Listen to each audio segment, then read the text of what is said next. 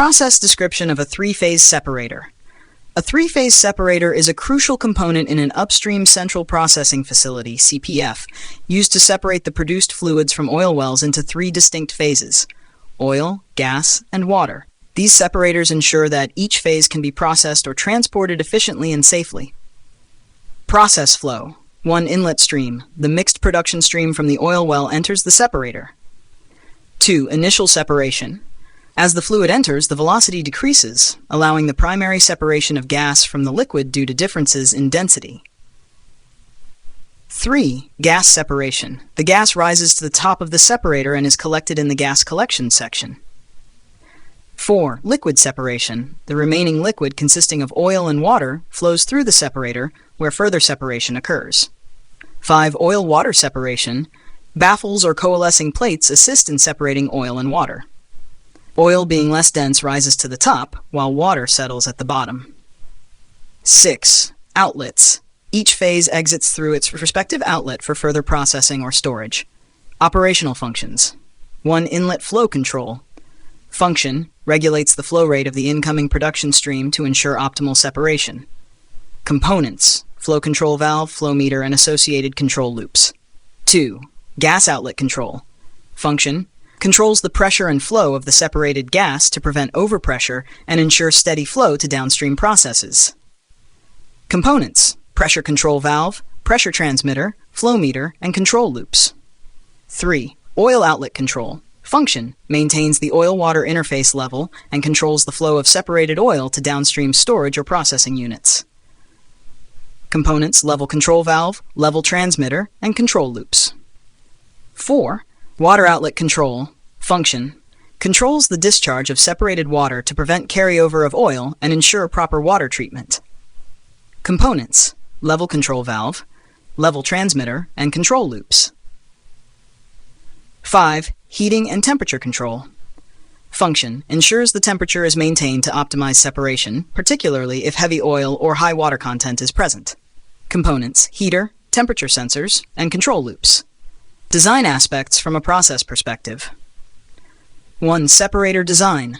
Configuration: horizontal or vertical based on space availability and operational requirements.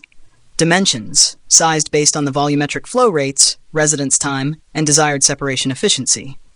Internals: includes baffles, coalescing plates, and mist extractors to enhance separation efficiency. 2. Material selection. Corrosion resistance. Materials like stainless steel or coated carbon steel are chosen to withstand the corrosive nature of the production fluids. Sour service. For sour gas, H2S environments, materials must meet NACE MR 0175, ISO 5156 standards. 3. Pressure and temperature ratings. Design pressure should accommodate the maximum anticipated pressure, including safety margins. Design temperature should cover the range of operating temperatures, including startup and shutdown conditions. 4. Safety features. Relief valves to prevent overpressure conditions. Emergency shutdown (ESD) systems to isolate the separator and prevent hazardous situations.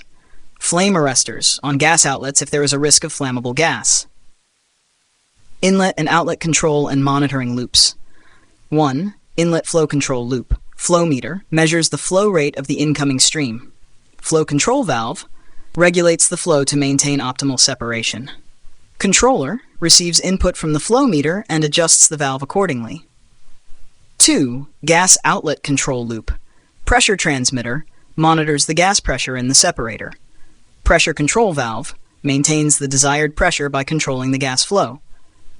Flow meter measures the gas flow rate to downstream processes. 3. Oil outlet control loop. Level transmitter monitors the oil-water interface level.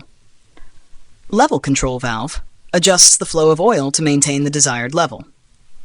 Flow meter measures the oil flow rate to storage or processing.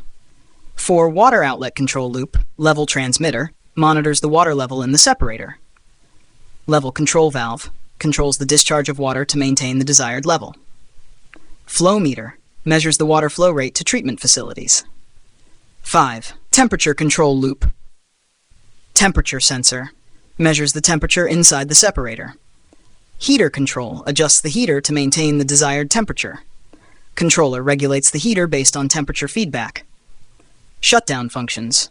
1. High pressure shutdown. Trigger. High gas pressure detected. Action. ESD system activates to close inlet and outlet valves, isolating the separator. 2. High level shutdown. Trigger. High liquid level, oil or water detected. Action. ESD system activates to close the inlet valve and stop further inflow. 3. Low level shutdown. Trigger. Low liquid level detected, indicating possible gas breakthrough. Action. ESD system activates to close the inlet valve and stop further inflow. 4. Temperature shutdown. Trigger.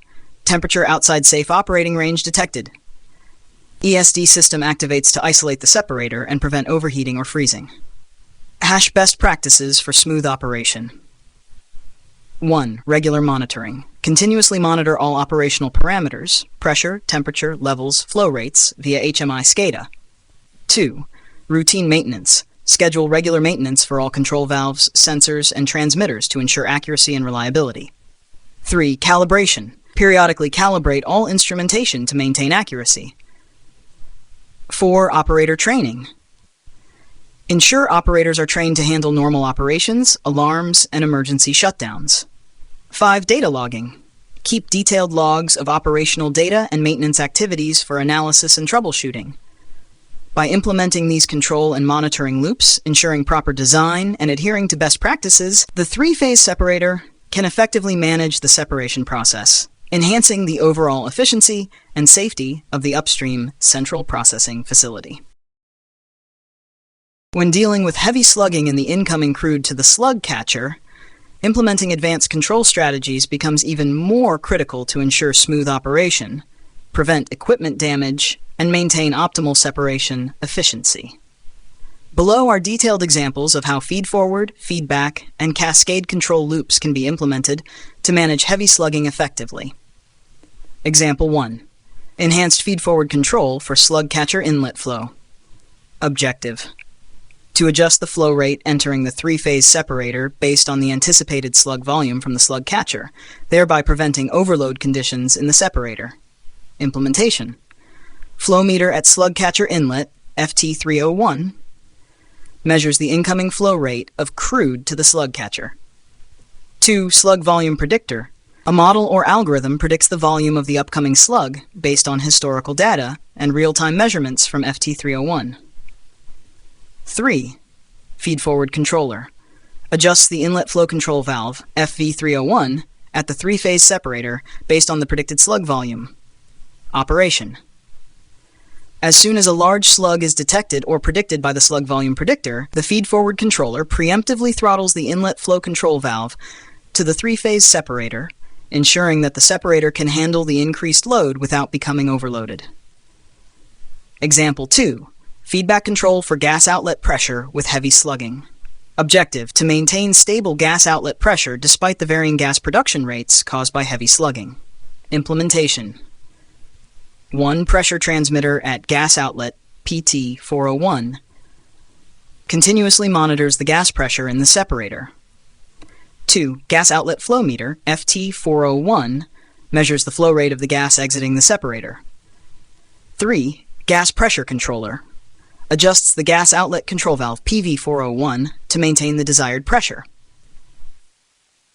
Operation: when a slug causes a sudden increase in gas production, PT401 detects the rise in pressure. The feedback controller, P401, then adjusts PV401 to release more gas, thereby stabilizing the pressure. Conversely, if gas production drops, PV401 is adjusted to reduce the gas flow, maintaining the pressure set point. Example 3. Cascade control for oil-water interface level with heavy slugging. Objective: to maintain a stable oil-water interface level in the separator despite fluctuating oil and water production rates due to heavy slugging. Implementation: 1. Level transmitter at oil-water interface, LT501, monitors the oil-water interface level in the separator. 2. Oil outlet flow meter, F, measures the flow rate of the oil exiting the separator. 3. Oil level controller adjusts the oil outlet control valve, LV501, to maintain the desired interface level. 4. Water outlet flow meter, FT502, Measures the flow rate of the water exiting the separator. 5. Water level controller L502 adjusts the water outlet control valve LV502 to maintain the desired water level. Operation. The primary controller L501 maintains the oil-water interface level by sending a set point to the secondary controller, which adjusts the oil outlet flow. Similarly, the primary controller L502 maintains the water level by adjusting the water outlet flow. This cascade control ensures that fluctuations in oil and water production due to slugging are managed effectively, preventing carryover of oil into the water outlet and vice versa. Example 4. Temperature cascade control to prevent emulsions. Objective to maintain an optimal temperature in the separator to prevent the formation of emulsions during heavy slugging. Implementation. 1. Temperature transmitter in separator, TT-6001. Monitors the temperature inside the separator. 2. Heater control loop. A heater control system with a primary temperature controller, T601, and a secondary heater power controller, H601. Operation. When heavy slugging occurs, the temperature of the incoming crude may vary significantly. TT601 monitors the temperature, and the primary controller, T601, adjusts the set point for the secondary controller, H601, to modulate the heater power. This ensures that the temperature inside the separator remains within the optimal range, preventing emulsion formation and ensuring efficient separation. Example 5. Slug handling. Feed-forward and feedback control combination. Objective. To combine feed-forward and feedback control strategies to manage heavy slugging more effectively. Implementation. 1. Flow meter at slug catcher inlet FT301 and slug volume predictor, as described in Example 1. 2. Pressure transmitter at gas outlet, PT401, and gas pressure controller, P401, as described in Example 2. 3. Level transmitter at oil-water interface, LT501, and oil level controller L51, as described in Example 3. Operation.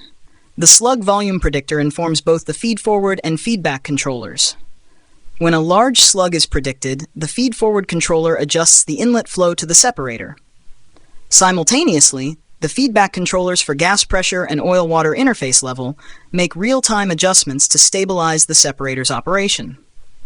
This combined approach ensures that both anticipated and unanticipated disturbances are managed effectively, maintaining steady-state operations and minimizing the need for operator intervention.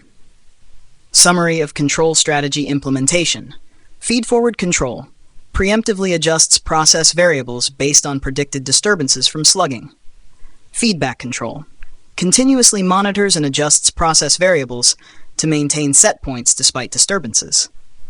Cascade control coordinates control of interrelated process variables to ensure stable operation.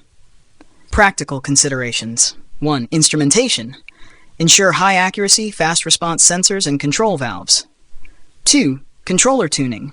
Fine-tune PID settings to handle the dynamic nature of slugging. 3. Redundancy. Implement redundant systems to ensure reliability. 4. Data integration. Use advanced analytics and real-time data monitoring for proactive control adjustments. Safety. Set appropriate alarm thresholds and ensure robust ESD systems to handle extreme conditions. By implementing these advanced control strategies, the system can effectively manage heavy slugging, ensuring stable operation, minimizing downtime, and reducing the need for operator intervention. To achieve better three-phase separation in an upstream central processing facility, especially when dealing with heavy slugging, implementing robust feed-forward, feedback, and cascade control strategies is essential. Below are detailed examples of how these control loops can be designed and implemented to enhance three-phase separation. Overview of three-phase separator control strategy. The three-phase separator's primary function is to separate crude oil, water, and gas. To optimize this process, the control strategy should focus on 1. Maintaining stable levels of oil, water, and gas phases. 2. Ensuring optimal temperature and pressure conditions. 3. Handling disturbances effectively, e.g. slugging. Example 1. Feed-forward control implementation. Objective. to adjust separator operating conditions proactively based on incoming flow characteristics to prevent process upsets. Implementation 1. Flow meter at slug catcher outlet and measures the flow rate of the incoming mixture from the slug catcher. 2. Flow predictor, slug detector. Uses real-time data and historical trends to predict incoming slug volumes. 3. Feed-forward controller. Adjusts key control valves and set points in the separator based on predicted incoming slug characteristics. Control loop, flow control valve at separator inlet. Adjusts the inlet flow rate to the separator based on predicted slug volumes. Set point, adjusted dynamically by the feed-forward controller. Operation. Scenario. A large slug is predicted by the flow predictor. Action. The feed-forward controller preemptively throttles the inlet flow control valve, FV-101, to reduce the impact of the slug on the separator, maintaining stable separation conditions. Example 2. Feedback control implementation. Objective to maintain set points for critical process variables, e.g. pressure, level, temperature, despite disturbances. Implementation. 1. Pressure transmitter at gas outlet, PT201, continuously monitors the gas pressure in the separator. 2. Level transmitter at oil-water interface, LT301, monitors the oil-water interface level. 3. Temperature transmitter, TT401, monitors the temperature inside the separator. Control loops. 1. Gas pressure control loop. Pressure control valve, PV201, adjusts the gas outlet flow to maintain the desired pressure. Controller, P21. 2. Oil-water interface level control loop. Level control valve, LV301, adjusts the oil outlet flow to maintain the desired interface level. Controller, L301. 3. Temperature control loop. Heater control system. Adjusts the heater power to maintain the desired temperature. Controller.